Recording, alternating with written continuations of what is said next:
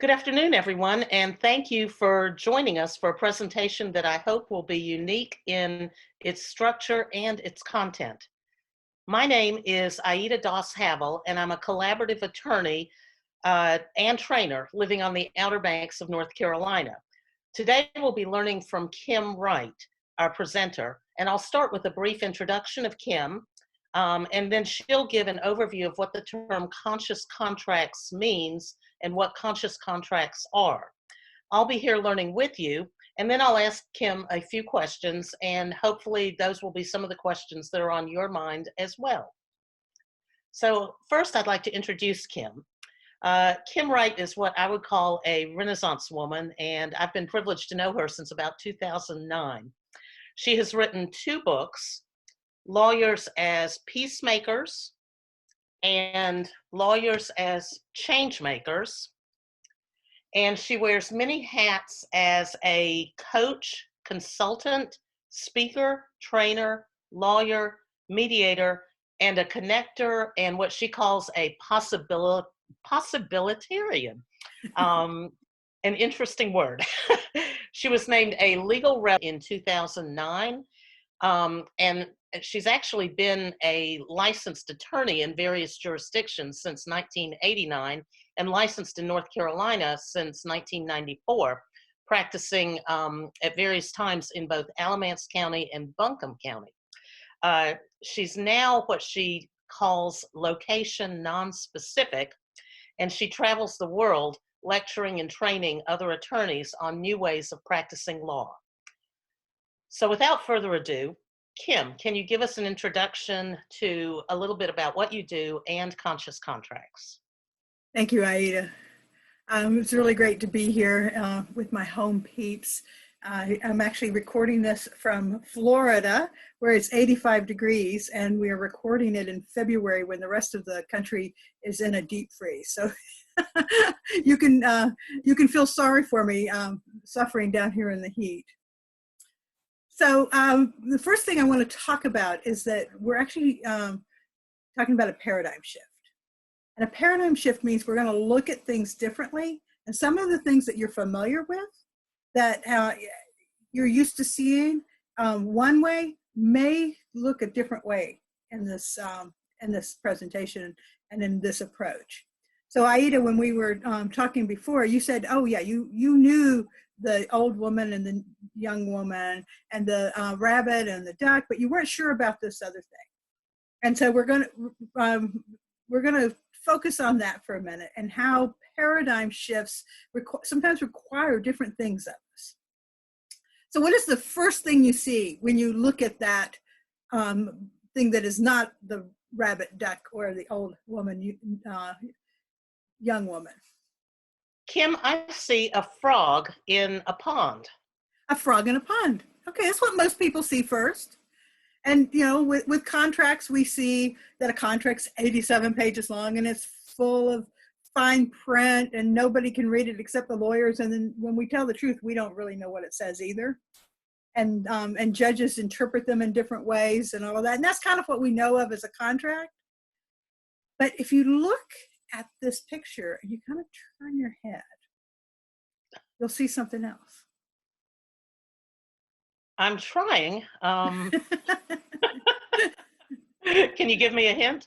The frog's eye is actually a nostril. Let's see. Turn your head the other way, maybe. Like that?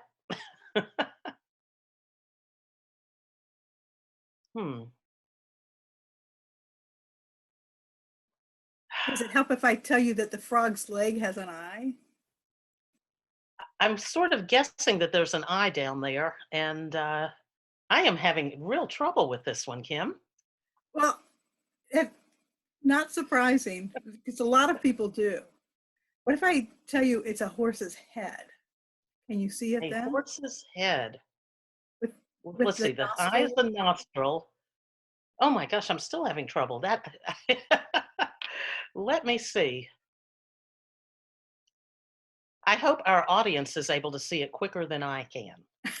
It's actually perfect that you can't, because sometimes we need help with that. And some people Yeah, might turn to their neighbor and say, can you help me with this? And that's how paradigm shifts work too. exactly. A Yes. paradigm shift, sometimes you need some help seeing it, and it just kind of doesn't make sense. And then when you see it, it's obvious, and it's always been there. So keep that in mind, and that kind of like the willingness to open up and think differently is what is called for in this presentation. Great. So we've had some paradigm shifts, especially in my lifetime, because I'm older than a lot of people here. And one of them is the World Wide Web. Like, when I was in law school, I typed my papers and I did research in books, and it was a different world. Now that all of the things that I could possibly need are at my fingertips and probably on my phone.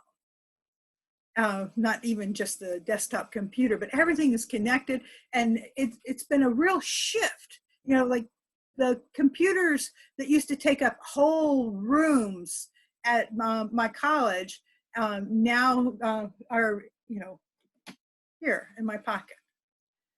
And so that is an example of a paradigm shift that's changed everything, or most of us. And then beyond that is this whole idea of the Internet of Things. Now, a friend of mine posted on Facebook that her clothes iron now tells her if she left it on. It sends her a message. And we've got doorbell cameras and refrigerators and our cars, and everything is connected. This whole Internet of Things, which is sort of the next level, and we don't know what's going to happen in the next iteration of this. In Right. 10 years, how is technology going to change? And it's really exciting. And I love technology. I was probably the first person to have a website for a law office in North Carolina back in the early 90s, or 94, 95, mid 90s. And so I love technology, and I've been always on the cutting edge of that, but I'm not really talking about technology here. So I don't want anybody to think I'm anti-technology, but I think the real breakthroughs that are going to happen are in how we are as humans. So AI is going to come in, it's going to do all that monotonous stuff, artificial intelligence, for those who are not thinking AI. It's going to do all the monotonous stuff that people have been, locked up in windowless rooms doing for years and years and years. That's not going to be there anymore. What we're really going to need as lawyers is to interact with our clients and to bring the human side. They call it a VUCA world.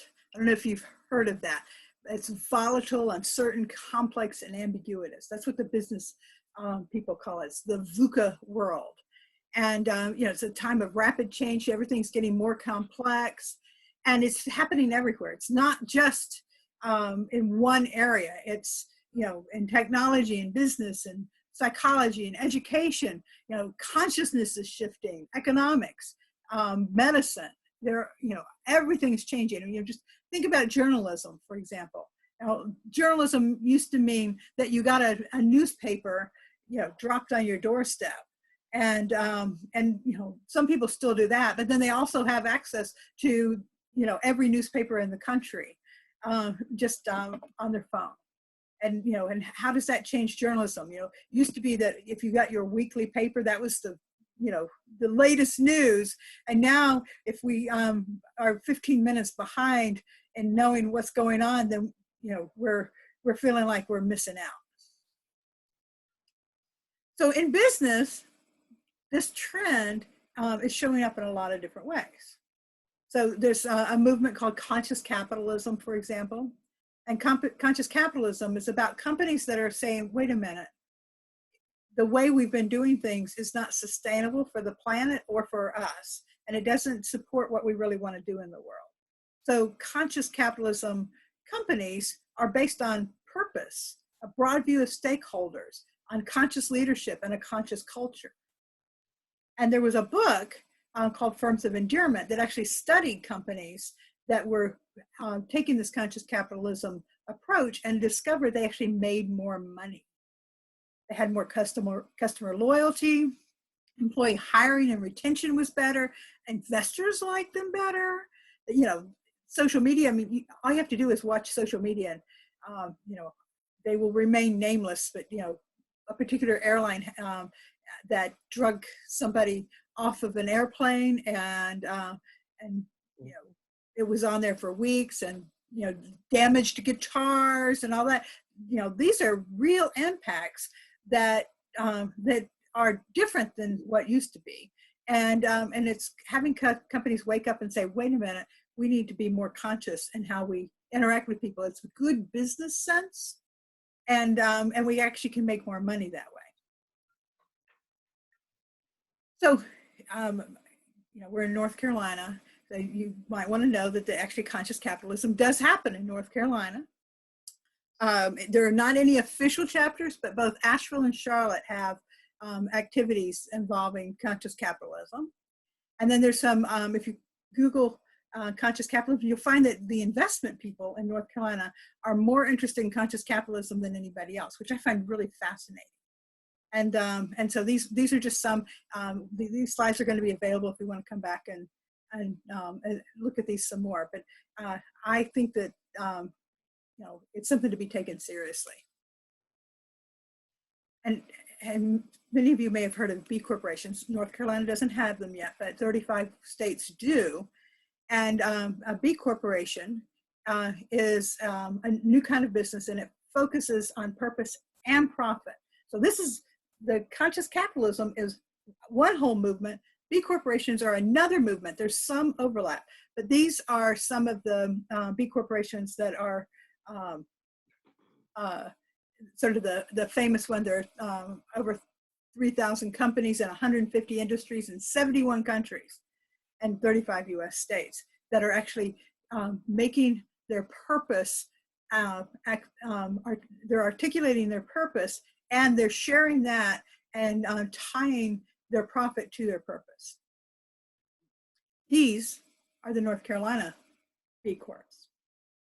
So even though there's not a statute, there are companies that have become certified by the governing body that say they want to be B Corps, even though there's not a statute that sets that out. Yeah. Kim, does the B stand for something? Benefit.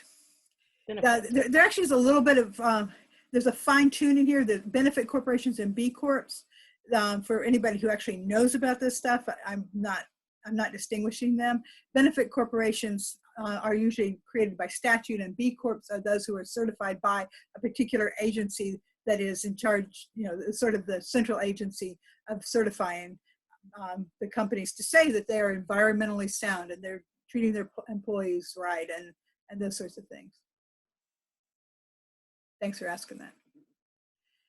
So those are two different movements. There's another movement in organizational development, and it came from the book called Reinventing Organizations by Frederick Laloux. And once again, they're interested in organizational purpose and bringing your whole self to work. Like, you know, not just, you know, being that professional that checks all of your humanity at the door, but actually bringing yourself and bringing all of your faculties into work so that they can take advantage of everything you are and bring. And then there's something called self-management. And self-management, if you've heard of holacracy or sociocracy or teal companies, it's about making a company flatter. So instead of hierarchy, it's letting the people who are closest to the decisions actually make them. And they're you know, a lot of teamwork, a lot of collaboration, and so that self-management is a whole other area that goes into the organizational development. But there are companies that are self-managed that don't know their purpose and all that kind of stuff. So that's, you know, these are just examples of some of the things going on in the world that lawyers probably have not heard of, but our clients have heard of these, and our clients are interested in this. So, and we didn't get prepared for this in law school. Most of us don't even know it exists. The whole conscious business movement. I remember back Bath and Body Works and Ben and Jerry's were early companies in this movement, and I remember them a long time ago because I'm always fascinated by this stuff. But I didn't get taught this in law school. I didn't get taught this in college. These are new ideas I've had to learn for myself. And so, one of the reasons I'm really interested in this, talking about this, is that I want lawyers to know there's this whole exciting movement going on out there, and those people are looking for us. So a lot of things are changing in the law. And this is my specialty, by the way, all of these things. And it's called the Integrative Law Movement. And so just to give you, a visual of all the different movements, I can do a whole day on any one of these. And we're gonna focus on conscious contracts just for a little while here. So, conscious contracts is actually a trademark. It's owned by Linda Alvarez, who's my colleague, and I'll mention her throughout here. And she's the trademark attorney, so she's the one who owns that trademark, and I'm licensed to use it.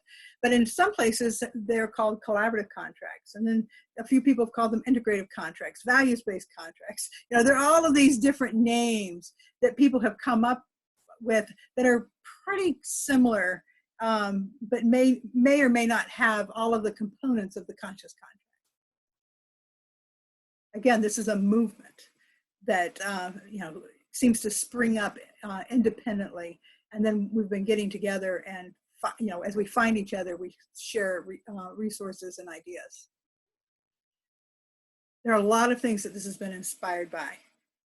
The plain language movement. I have a background in restorative justice. People in North Carolina may know me through my restorative justice work that I did back in the early 2000s. The collaborative practice, I was doing that back in the 90s. Relational practices, sharing law, there are all of these different pieces that have come together to create this model, some from me and some from other people.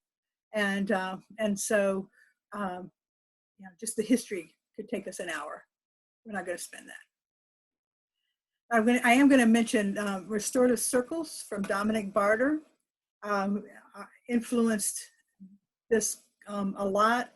So it's a way of using that practice in a company for actual creating contracts and company culture. And then in collaborative practice, that multidisciplinary approach is also part of what I bring to conscious contracts. Also, it's a whole new thing that most people haven't heard of legal creativity and design. And so there's legal design principles. I just have some of these. This picture in the middle, we used a 3-dimensional prototype to figure out a problem and figure out how we were going to solve it. And all of the infographics, all of that, these are very cutting edge ideas that have thousands of people working on them around the world. So, this is not 5 people are doing legal creativity and design. They have conferences with hundreds and hundreds of people. Thousands of people are doing this legal design work. And then I mentioned plain language earlier. I was taught plain language in law school in the 80s, and I am shocked that we're still not having plain language in use in most legal contracts. My mother had a contract recently for a sale of her land, and I had to rewrite it because I didn't know what it said. It was such arcane language, and on page 1 it said X, and on page 4 it said not X. And I don't do that just for my health, but because I really admire clarity and having people be able to know what's there in the contract. I mean, I don't think I think it's unconscionable to have clients sign a contract when they don't know what's in there. And I think that language is confusing and frustrating even for attorneys. Oh, I've had clients bring me contracts and say, I don't know what this says. And I read it and I say, I don't either. Mhm. What did you want? Let's start there. Let's go back to what did you want? And, you know, many times, I have to say more times than I would like to see, people leave things in there from previous contracts that don't have anything to do with these people. They didn't know what it said, what it meant, and so they left it instead of taking it out. So I mentioned purpose and values in business. So there's a lot of that going on in law as well, and in conscious contracts. So these are examples. When I'm teaching conscious contracts in my full program, we actually have these cards. They're like, you know, the size of large playing cards, and you pick your values based on the picture and the words. And so these are just some of the examples of some of the values that come into the conversation. Yeah, I want to make sure that people know that you still have legal principles in a conscious contract. You know, this is not instead of the existing law. Part of the existing law is that we have the freedom to enter a contract, and that we can say what we really want in a contract. And so it still has to meet all of the criteria for an actual legal contract, but we're just doing contracts plus, and we're coming at it from different ideas. So a conscious contract is not just the document. Most of us, you know, think of a contract as a document. It's a process that creates a document. And so a lot of, you know, this is the paradigm shift again. This is the frog and the horse. You know, lawyers have a really hard time with this. A contract is a piece of paper.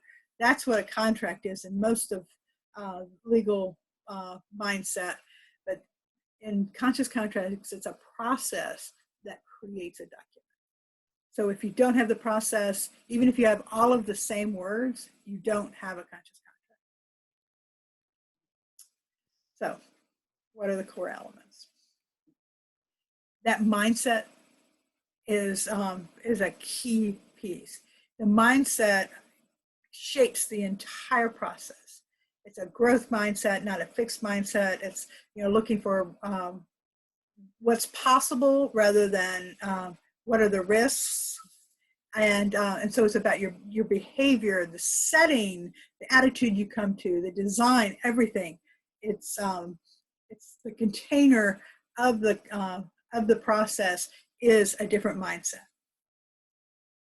And that mindset includes creating a culture among the parties of safety and empowerment, and looking at what do they actually need and to feel safe. So contracts are supposed to make you feel safe, but most people are really afraid of them. Like, you know, they're like, where is that hidden clause that's going to get me in there? And so in these contracts, you actually end up feeling really safe and trust. There's transparency. There's, you know, like this opportunity to have conversations about things that are really important. And many years ago, when I was first teaching this, somebody in my workshops said this, that longer contracts cannot replace or guarantee trust. So you can write an 87-page contract and you won't create trust if it wasn't already there. So it's not just about writing more and more and more and thinking of more things that could go wrong and putting that in there. It's about creating a relationship that's transparent, communicating. So traditional contracts, and I never know quite what to call them. Like, there's traditional contracts, and then there's conscious contracts, but then, you know, are they really traditional? I mean, maybe there was one contract that was written 1,000 years ago that we've been editing ever since.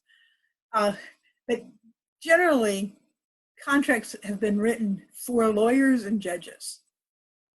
And the focus has been on the interpretation, not on actually using the contract and what the user needs. So conscious contracts are written for the users, and they're involved in creating it. So there's this whole movement called proactive law, and Helena Hapio, who is an author and a leader, is one of the people who, if somebody wants to know more about it, you can look up and find a wealth of information. So the contract belongs to the parties. It's their agreement, and part of our job is in inquiring into what it is that they actually want and what are they trying to accomplish, and a little bit of getting inside their brain. And it's about a relationship. Like a contract is a relationship, and we're writing down what are the elements of this relationship and what are the expectations. We want to get something done. That's why we're entering a contract. We want to do something together.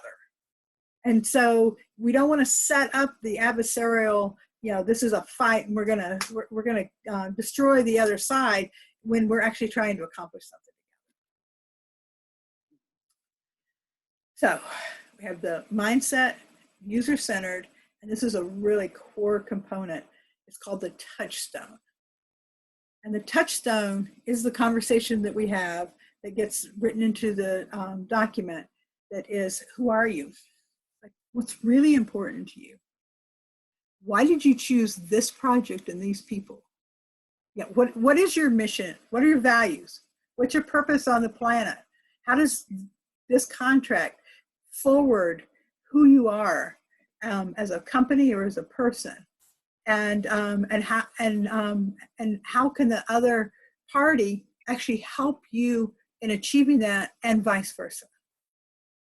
So I've often said that if I had 1 hour to do a contract, I would spend 20 minutes on this part, because this is the core of the contract. This is where you figure out if there's actually a match, because if the people are not aligned in what they want to accomplish, then you actually don't have an agreement.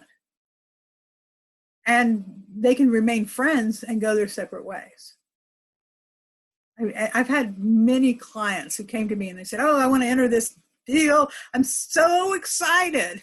And then we have a conversation about, well, what is it you really want? And what does the other person want? And it turns out that they're not on the same page at all. Now, in most of the traditional law practices, that would be a failure.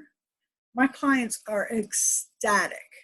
They are thrilled when a contract doesn't work out, because they actually have been saved all of the grief that would happen if that contract was entered into and then didn't work out later.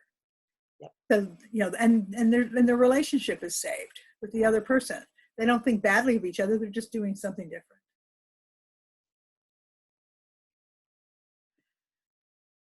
So another core component that makes it a conscious contract, we call it the ACED, or sometimes the Peace Pact, the Harmony Clause. And that is the part of the contract that says, how are we going to resolve things when change happens or we have a conflict? And you've had the conversation about who you are and what you value. And so how does somebody who has those values come to the table and resolve things before they get out of hand? So it's very personalized. It's a recipe for what to do when you get mad. Like each of us has a way of reacting when we're mad. We actually have that conversation. Like what I know about myself from, living in my body for 62 years is that if I'm mad, I first get quiet and I start looking for, is there another way this could be interpreted, or, can I work this out for myself? And sometimes I can, and sometimes circumstances change or whatever, but I get really quiet. And then at some point it shifts to stewing and making making the other person wrong. And then if it goes to the next stage, I'm going to get somebody else to agree with me. I'm going to call somebody that I know doesn't like that person. I'm going to have that. So I have that conversation in the conscious contract process. And then I say to the person, like I get busy sometimes and I'm quiet because I'm busy. But if I'm quiet, I want you to come and ask me what's going on. If I'm mad or if I'm just busy.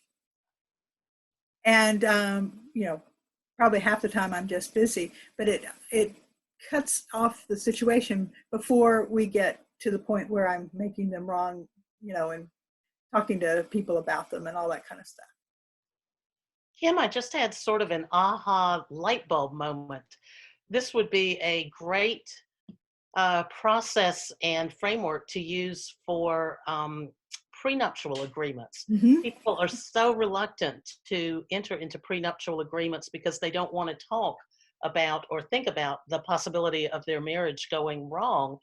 And prenups are just kind of cut and dried and ugly by their very nature. And if you could start by talking about the values that the two parties hold and what's important to them as they go into the marriage and how they're going to deal with disagreements, I think prenups might be a little bit more popular and more meaningful. Well, I actually cut my teeth doing prenups and child custody parenting plans with this model. And then moved into doing it with businesses. And it was because I was mostly doing family law, and but my clients had businesses, and they said, I like what you did here. Will you help me do it in my business? And so my evolution as a lawyer and as a conscious contracts practitioner happened from family law, because those are intimate relationships that people are used to having these kinds of conversations. But now if you have this with people in business, co-workers, operating agreements, all sorts of things, it actually shifts the relationship there as well. Mm-hmm. So the other thing about the ACD is it's aligned with the touchstone.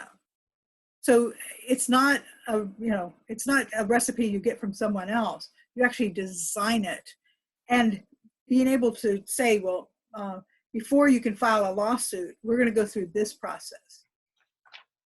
So the first step is usually just, like a conversation, reaching out, but there might be a mediation clause in there. There might be a trusted advisor.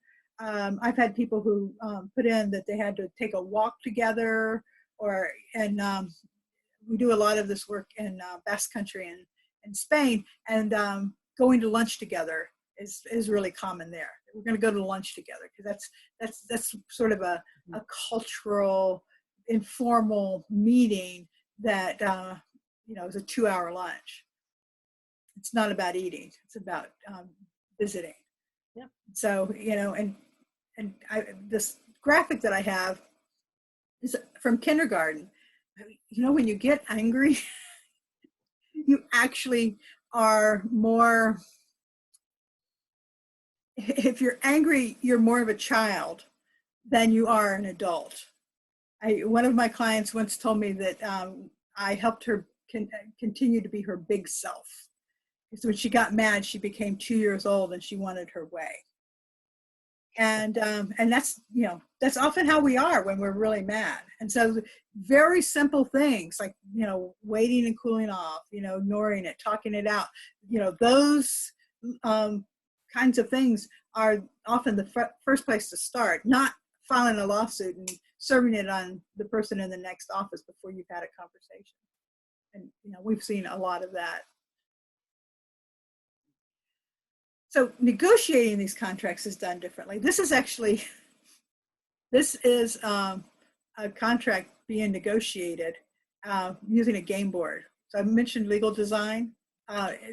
in Basque Country that I just mentioned, we actually created a game board for people to have the conversations and start on the outside, have the conversations, and move to the center to get to the writing. And I mean, you see the little clay models and all that kind of stuff. People get very creative. But when you're creative, you actually are more open to having conversations that you wouldn't have otherwise had. So there are other pieces, and if I were, doing a full workshop, I would talk more about these. But conscious contracts are relationship focused. They're interest-based, not positional. They're usually done face-to-face, often in a workshop style. You see, these are contracts that are being negotiated between the CEOs and clients in a training in Western Australia. They are more like constitutions that can be amended than a document that's rigid and concrete and thrown in a drawer to use as a weapon later. And you can invite experts to the table to help you. And people have a different relationship with these. They're really fun, and it's not at all unusual for people to cry. Like, it's so rare to be able to really talk about what's in your heart in a business setting, and people share themselves in a way that's really meaningful and touching. So then, now we've gone through all of that, and we're going to put it in writing. And where do we start? We start with, who are we? And we start with what brings us to the relationship, what's important to us. What do we see in the other person that makes us want to work with them? What do we admire about them? And for people who have the values, mission, purpose, vision, that goes in there. This is how these components are relevant to the contract.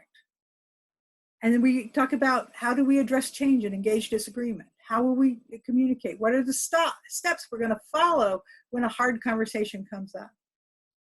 And then, all of the things that you are used to seeing in a contract, they go in there too, but they go in there with a different kind of energy.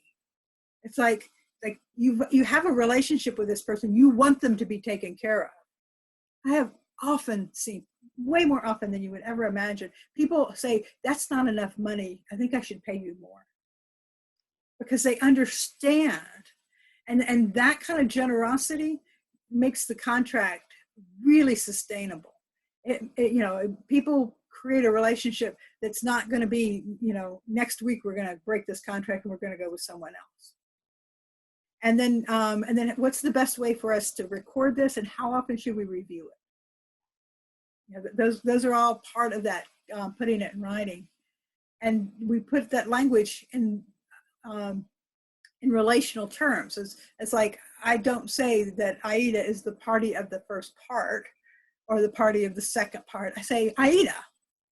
We put names, and we put, like I have one construction contract that I did. They called a document that they created that had all of the agreements and all that. They called it the magic book. So in the contract, it's the magic book, because that's what they called it. And I could have found a really official way of talking about it, but it was the magic book. And you don't have to be able to read this. It's in Dutch anyway. Probably not very many people speak Dutch, but you recognize this contract, the before. Just, fine print, fine print, fine print. And look at the after. It looks more like a marketing kind of document. This was done by Suzanne Vandermeer in the Netherlands, and they were so proud of their contract, they actually ran an ad in the paper. It's an energy company. They ran an ad in the paper and shared their contract. That's great. That's pretty great. Transparent. But here's another thing. This is like one of the most exciting things going on now. Some of the contracts don't even get put in a lot of words. These are examples of comic contracts. This is a contract of employment for a housekeeper. This was designed by a South African whose name is Rob DeRoy. And he was concerned that there was a law that required domestic help to have a contract, but people didn't do it because of language barriers, because there are 11 official languages, and people might be trilingual, but not in the same languages. There was a literacy gap sometimes, and then, writing a contract costs money. So people would not have a contract, and there would be a lot of misunderstandings. And sometimes the employees were being exploited. He was really concerned about that. So he created the comic contract that takes care of all of the things in the relationship in a much easier way, which has led to other uses of comic contracts. This is actually a slide. The quality isn't that good, but I'm so fascinated by it that I'm including it anyway. These are the values of a company called Auricon, which is an engineering company in the Southern Hemisphere. They have 7,000 employees, and this is from their employment contract. This is actually a piece of their employment contract. They took thousands of words. I think it was something like 8,000 words. The director of innovation was reading the contract, and he was horrified. He said, "Did I sign this? I mean, this is like, I can't believe we're asking people to sign this horrible thing." And they created this really understandable and kind of cute and transparent contract, and as a comic contract. And there's a law professor who was involved in this, Camilla Anderson at Western Australia, and she's now like an in-demand international speaker, and teaching this and having conferences about this whole movement of comic contracts. So this particular one uses the values, and it uses different ways of expressing. The thing it is missing, and I'm on a quest for this, is that it doesn't have the ACED yet. So we're moving in that direction. So who uses these contracts? How and why? So this is my my client, whose name is Rick Coven. His company is called Brighting, and they call themselves a brand management company. They do a lot of things.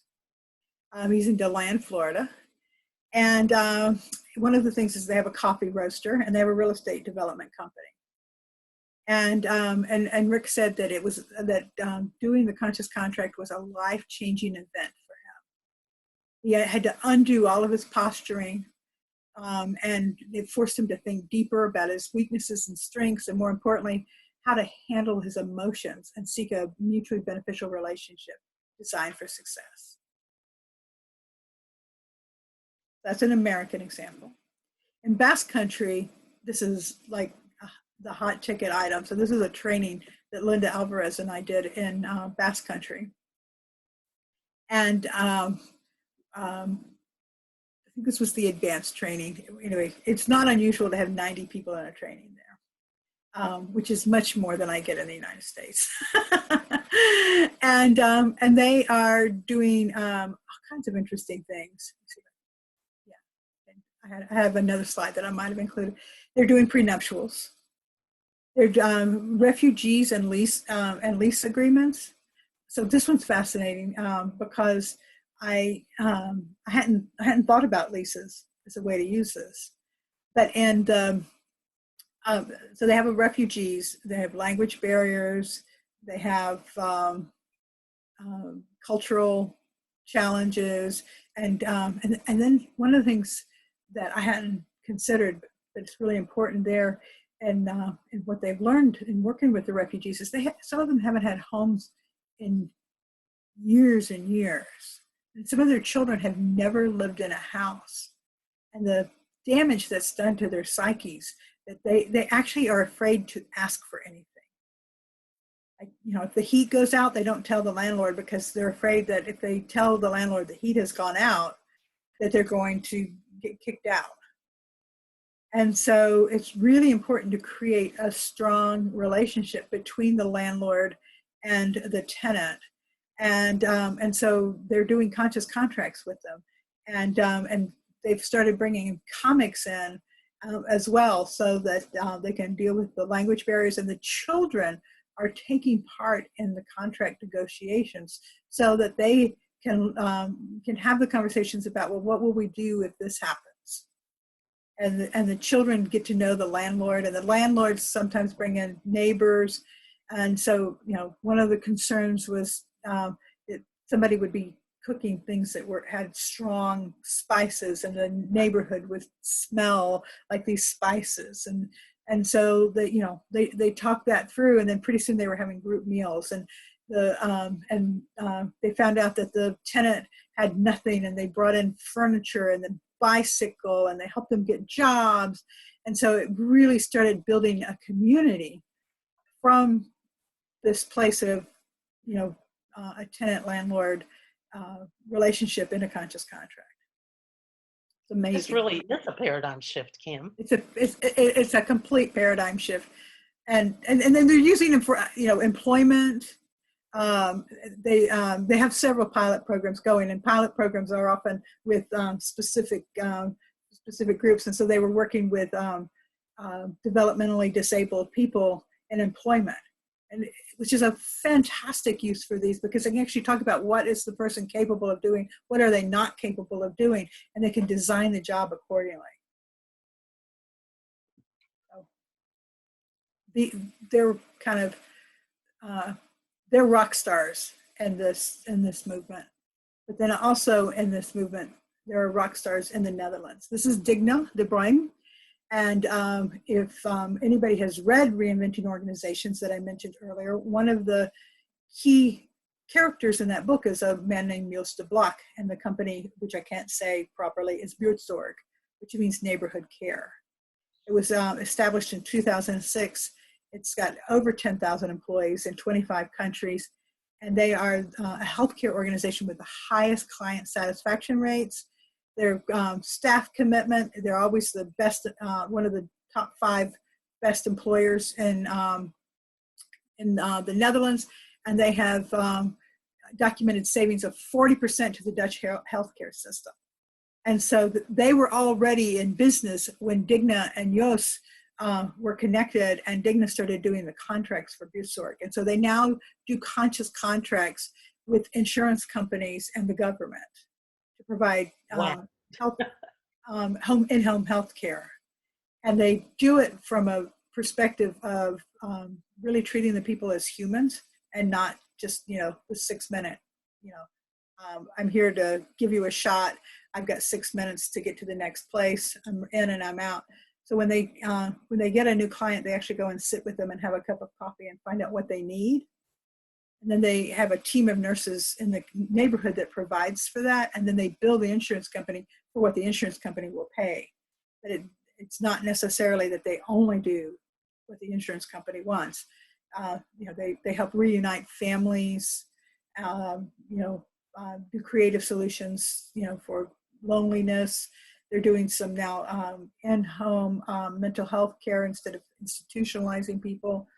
It's an amazing model, and it's such a great model for conscious contracts. Digna was one of the first people I trained. She now does her own conscious contracts training, and has done this work with many big companies in the Netherlands, and is taking it other places as well. I said the best people are rock stars. She's like the diva. she's amazing. So Kim, I have a question here, if I could just jump in. Yeah. In a big company like this, what does the legal department think about conscious contracts? How do you approach so it? she's like, in that company, she had to retrain the lawyers there. But she told me a story about when they did the conscious contract with the health insurance company. They sent it back to their legal department, and they got the red line version back that took out all the good stuff. And the team that had created it said, we need to retrain these people. And so a few months later, she actually retrained their legal department to understand the contract. So it came from the higher ups that the lawyers had to shift their paradigm. That's Yeah, great. you know, at first glance, a cartoon or a contract that's talking about all of these things about what's important is not what we were taught in law school, but in action, the clients absolutely love it.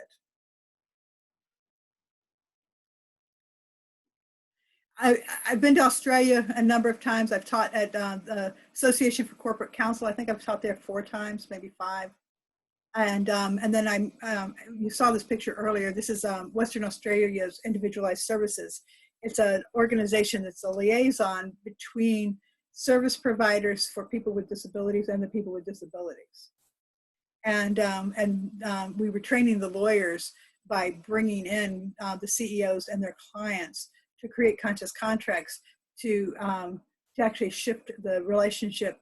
And because we did use art in the process, one of the things that was really fascinating is the CEOs were not good at it, but the clients were really good, and it shifted the balance of to equalize the power at the table. Like, they were good at some things, and the other people were good at other things, and so they were able to create what is now we're creating templates from what we learned, and hopefully this is going to take over the way service providers provide services in at least Western Australia, maybe the whole continent. This is Mario Dodi. I'm not going to read this. I think we're starting to get low on time, but he's from Italy. It's another place that conscious contracts have been very attractive to people, and I've done some trainings there. And he talks specifically about the ACED. It's like, why are we treating our partners where we're sharing a project like enemies? And finding ways to actually engage in the conversation and as friends. So you mentioned prenuptial agreements, shared parenting agreements, employment, service providers, construction agreements. I really enjoyed doing it there. Vendors, business partnerships, investors, all of these have been examples of conscious contracts that we've done in various places. I'm not the only one that does these. Yeah. I've been doing training for a few years now.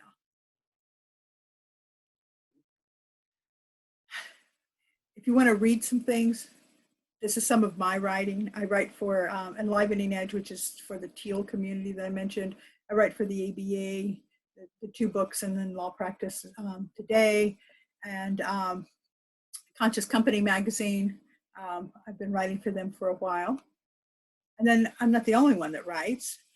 In North Carolina, out in the West, Maureen McCarthy and Zell Nelson are in East Flat Rock, which is outside of Hendersonville, which is outside of Asheville, for anybody who's not clued in.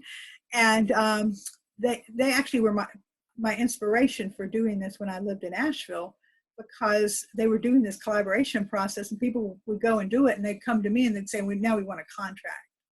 So I learned a lot from them, and they're still doing this. They do their blueprint of they're not lawyers, they do it internal agreements, but they'll do it with 25,000 people in a big company. They're like major business consultants, really interesting folks.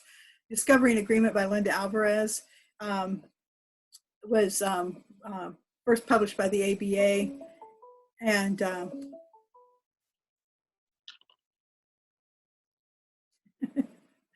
so Discovering Agreement was first published by the ABA. It's on contracts that turn conflict into creativity.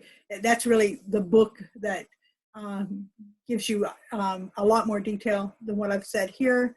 Stuart Levine wrote both Getting to Resolution and the Book of Agreement, which are also books that are foundational to this movement. This is when you see the slides, the blueprint of they have 5 components of that talks about the story, how we interact, what are our warning signs, what are our expectations, how do we return to peace, and that's their version of the ACED. Like, what do we do in case of fire, and how do we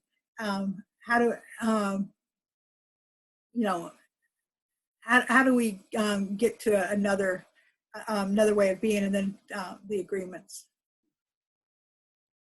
The Harvard Business Review, Forbes magazine, the Financial Times. This is in the news. You know, like I'm not making this stuff up. And Rob actually, who did the comic contract that we saw earlier, he won the Innovation Award for his work for the International Association of Contract and Commercial Management, and in 2016. So, you know, this is hot stuff, and probably if most of you are like the lawyers that I meet in the rest of the world, you haven't heard of it yet, but it's coming. Any questions? So Kim, I know we may be short on time, but I do have a couple of nuts and bolts questions that people might be thinking about. The first one is, how do you initiate a conversation with someone that you want to enter into a conscious contract with? Let's say they're two attorneys, a two-person law firm, and they'd like to have a better operating agreement. How would one person begin to initiate that conversation? I would say that it would start with something like, what's really important to you? You know, like Okay. why are we doing this with each other? Let's have that kind of an inquiry. You know, what do I provide? What do you provide? Yeah, it's risky because you might actually discover that you don't have an alignment after all.